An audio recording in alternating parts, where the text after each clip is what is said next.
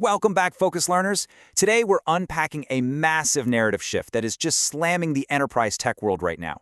The media, the markets, everybody's calling it the SaaS apocalypse. This widespread panic that traditional software as a service is literally dying, soon to be completely wiped out and replaced by the meteoric rise of AI. But, we have to ask, is SaaS really dead? Or are we just watching it evolve into something so much more powerful? Well, let's find out.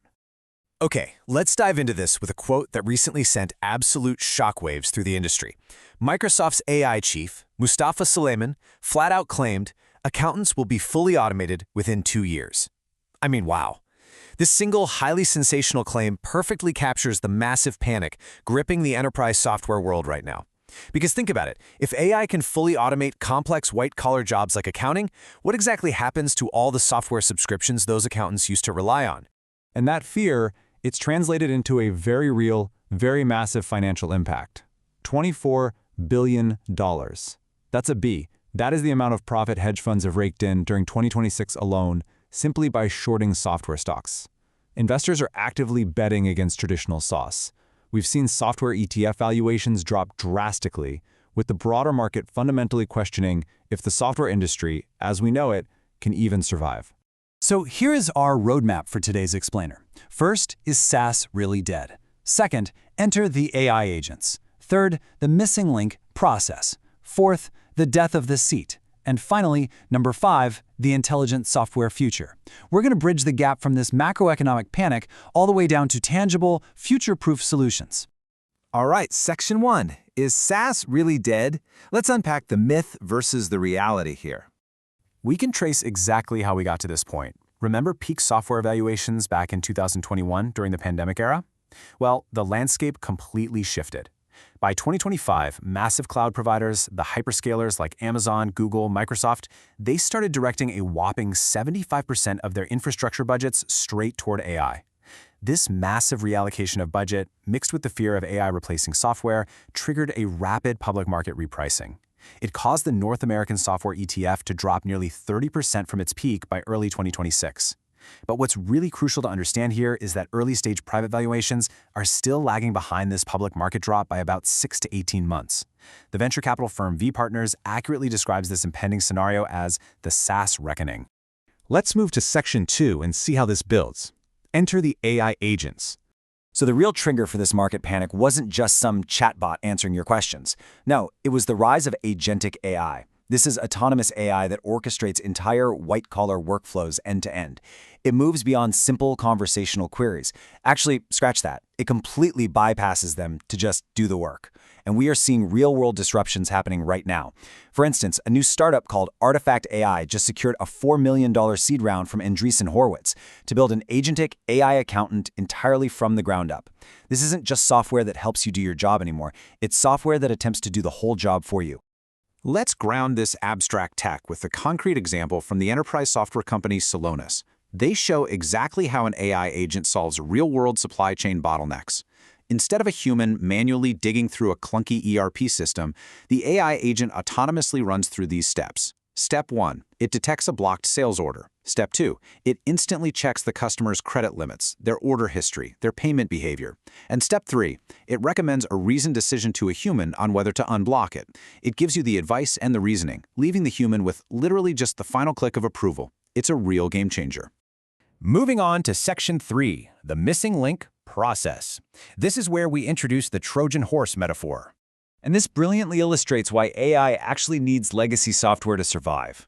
On one side, you've got probabilistic AI. It's generative, variable in its output, and often totally opaque in its reasoning.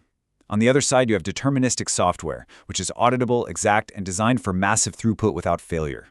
Enterprises, whether we're talking core banking, healthcare, or global supply chains, have near zero tolerance for error. In those worlds, 90% reliability equals 100% failure. They simply cannot replace their deterministic, heavily regulated software with raw, probabilistic large language models. So while AI provides the raw intelligence, the software provides the absolutely crucial guardrails. Which connects perfectly to the Celonis credo, no AI without PI, or process intelligence. V Partners echoes this exact thesis too. You see, most AI applications today are just superficial wrappers. The real return on investment only happens when AI deeply understands the underlying business processes. It desperately needs the context, the data pipelines, and the operational logic that traditional software provides in order to step in and intervene effectively. That brings us to Section 4, the death of the seat. This is the real casualty of this paradigm shift. For years and years, SaaS companies grew by charging per seat, meaning their revenue was tied directly to human headcount. But think about the math for a second.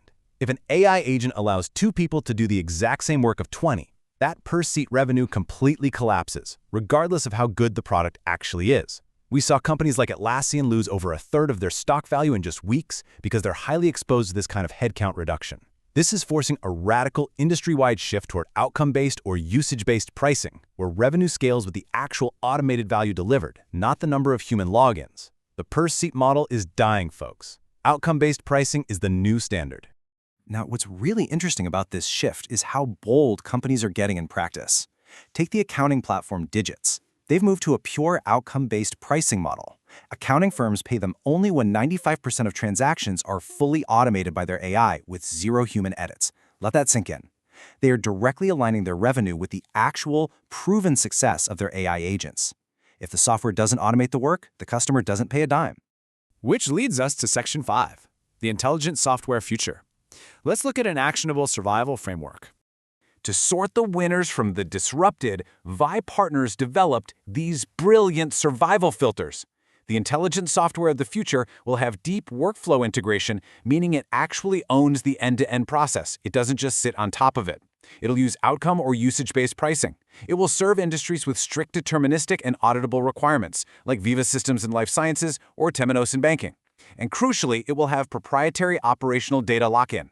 Vertical SaaS platforms in heavily regulated industries that meet these criteria, they are structurally insulated from being replaced by just some generic AI bot. So the crucial point is, when you look at a one-year analysis of stock returns based on AI defensibility, it reveals something fascinating. While the market panic has been pretty indiscriminate overall, A-grade software, the companies actually meeting those survival filters we just discussed, only dropped 18.5%. F-grade software, those highly exposed, easily replaceable per-seat tools, they plummeted a massive 47.4%. The data proves it. Highly defensible, intelligent software holds its value significantly better during this whole reckoning. Ultimately, this brings our narrative arc full circle. That consensus question, is SaaS dead, is just fundamentally flawed. Software is not the casualty of AI. It is the Trojan horse for AI. Raw AI models generate the intelligence, sure, but it is the software layer that makes that intelligence deterministic, auditable, compliant, and actually operationally embedded in the real world. SaaS isn't dying at all. It is merely evolving into an intelligent diffusion engine for AI across the entire global economy. Which leaves us with a critical, proactive question for you to consider today. Look at the tech stack you rely on right now, and look at the professional role you hold. Is your software evolving into an active, intelligent agent? Or is it just a static repository waiting to be replaced? Understanding that difference is literally the key to navigating the era of intelligent software. Thank you for exploring this with me today, focused learners. Keep analyzing, keep adapting, and I will see you next time.